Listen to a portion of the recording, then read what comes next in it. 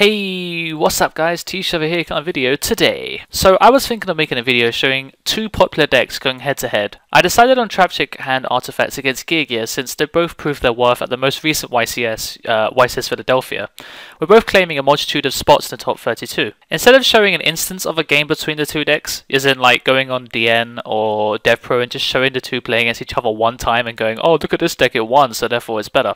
It doesn't really validate whether or not a deck is actually better, so I decided to just theorio the whole video instead.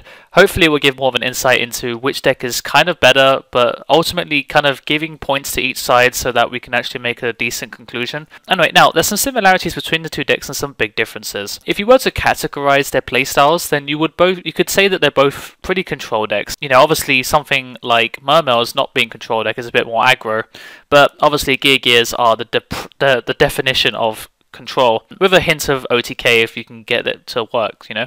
So however, their methods of controlling the game are, in my opinion, what decides the winner in a match between the two difficult to determine. They are very, very different, so it's kind of very different. I mean, like, if we we'll discuss it, but you know, if you think about it, they are incredibly different, but they are literally control. Now, Geargia have been around for a very long time.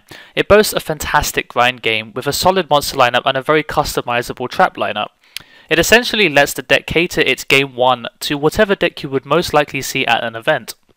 However, making the wrong call can severely hurt the deck's outs against other grindy control decks, but if you get it right, then it can single-handedly carry you to day 2 and beyond. Hence the reason why they do so well in YCS Philadelphia. I think a few people just kind of got the right trap lineup and it kind of carried them forward because they just made the right meta call. Traptrix and Artifact is this format's version of goodstuff.deck, although that is completely debatable among the player base, although that's how I feel about it.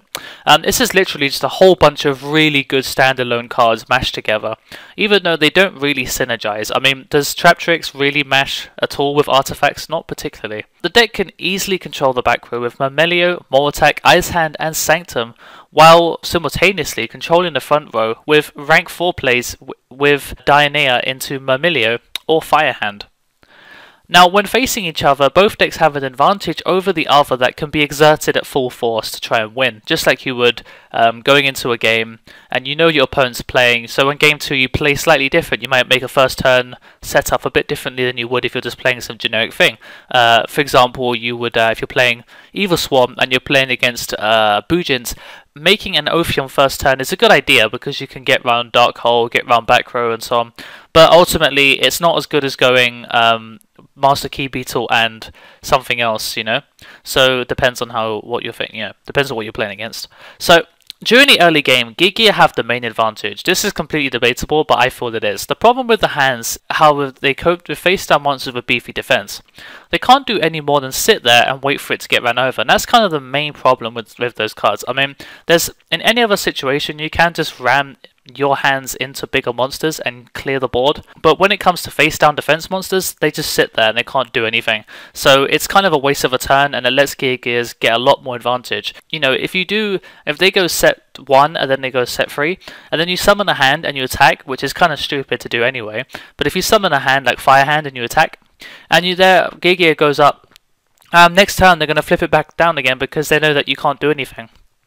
They'll have to go Mermelio next turn or something else, and then they'll have to kill the accelerator using an Xyz monster, which isn't really optimal because there is no really good rank 4 that can kill Geargia efficiently. So generally, if you have Geargia against the hands, it's probably the best way to deal with them. If you use something like Molotac to kill the Geargia, then it does kind of give you a +0, because by that point Geargia's already flipped up once and got you an accelerator. However, Theorio also dictates that Traptrix and Artifacts have a great back row control. You know, the actual Artifact deck itself obviously has a whole bunch of really good cards like Ignition, you know, MSTs and all this stuff, tons of cards to really hit your opponent's back row, so it's really hard to deal with them, you know, in a grindy level. Geargia do have a lot of back row, which kind of means that in some sense you can run over, steamroll over Geargias with Traptrix and Artifacts, provided that you time your destruction perfectly. This is where a good call on the Geargia back row lineup comes into its own. As I was talking about earlier, Geargias need to you need to plan your back row properly before you go into the event. You need to know your game one back row will stand up to whatever deck you expect to play.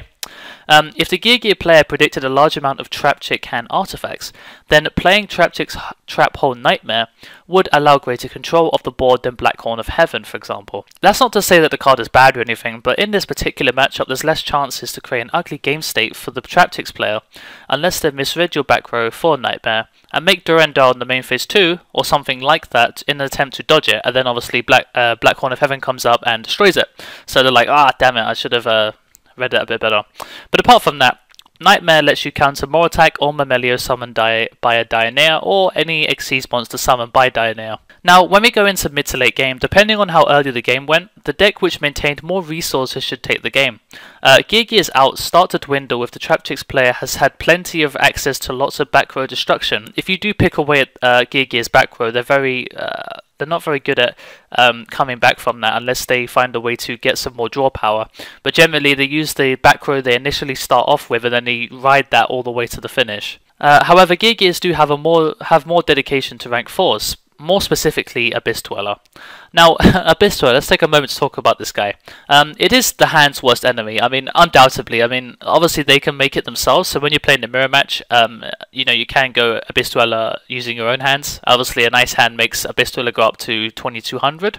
But with Geargias, it's by far the most effective way to deal with the hands if you have to resort to that rather than just using Geargia armor and flipping it up and down. It is slightly better than Soul Drain because you can use it on game 1, but not only does it disable the fire hands and ice hands, it also lets you MST back row without worrying about Sanctum or Dead Mole attack, because you will have those MSTs and you will be so reluctant to do anything, so you will need to Abyss Dweller activate its effect on your main phase 1, obviously risk yourself getting Trap Hole Nightmare, which is a pain in the ass. If you can get the whole thing through, then you're good. You know, you can just MST back row like Sanctum and then doesn't get their effects and so on, and you can stop a breakthrough skill from, you know, I don't know, whatever.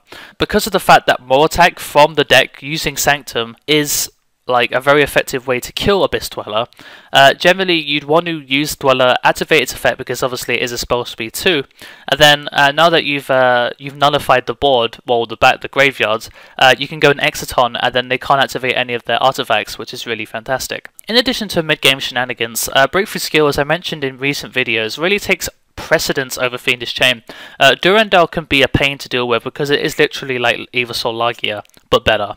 But if you time it correctly and Breakthrough Skill, it kind of lets you carry on playing Yu-Gi-Oh! Cards, it also gets over cards like Pallades and Arc, which is guaranteed to work when you need it to, as opposed to Fiendish Chain, which can get MST'd. This is the thing, when we reach for the side deck for game 2, this is where Traptrix hand artifacts shine through. I can't recall a deck which is so difficult to side against, and I've been playing Yu-Gi-Oh! For a very long time, but not as long as most people, but at least for a good 5 to 6 years.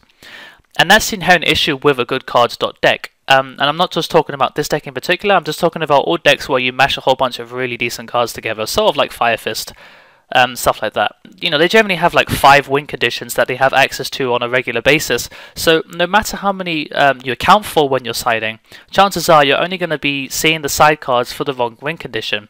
So if you side in Soul Drain against artifacts, they're going to have Sanctum ready to kill it and then carry on. So siding a lot of back row stuff is pretty difficult, so you're going to have to resort to hand traps. There's no real hand trap that really deals with them, which is a pain in the ass. For the Traptrix player, however, siding for Geargia is a lot easier. The deck is hard to side for, but nowhere near as difficult. You can go ham. You can go ham and do system down, but more Trap Hole Nightmares and more emphasis on creating impenetrable game states using stuff like Durandal, creating more difficult boards for them to deal with, can generally win the match for Traptrix. Even if you've lost game 1, you can go game 2 and 3 with a decent sideboard and deal with Geargias quite effectively because the main board is already quite good. Sided Veilers or Breakthrough Skills can negate armors, allowing you to more attack them straight to the graveyard. So you can literally set Geargias back like 2 turns. And that follows on from the next point. Mike Albanese sided 2 Noblemen of Crossout, and he did very well in I think he went top 8 or 16 or something. We can conclude that they were strictly for Geargias, because I can't think of any other deck that Noblemen of Crossout would have been used for. So we can agree that on this card, as opposed to System Down, since both decks don't get the ball rolling until turn 3 or 4, because Geargia armor set next turn, you know, bait out some, use back row to stop them doing anything, and then next turn you flip it up. So setting Geargias back 2 turns using Noble on a cross out can generally win the game for you, because you do have stuff like Traptrix and all that other stuff to keep making really aggressive pushes. Considering all of that, I feel like there is much more discussion to be had on this matchup. I would love it if you comment down below your thoughts on this matchup, and feel free to argue on any points that I've made. It's almost impossible for 2 different decks to occupy multiple spots in the top 32 in such a diverse format without an inevitable favoritism by the player base. Ultimately, one deck will triumph over the other. Anyway guys, thanks for watching, and don't forget to like, comment, subscribe, and until next time, the Thetcglover is out.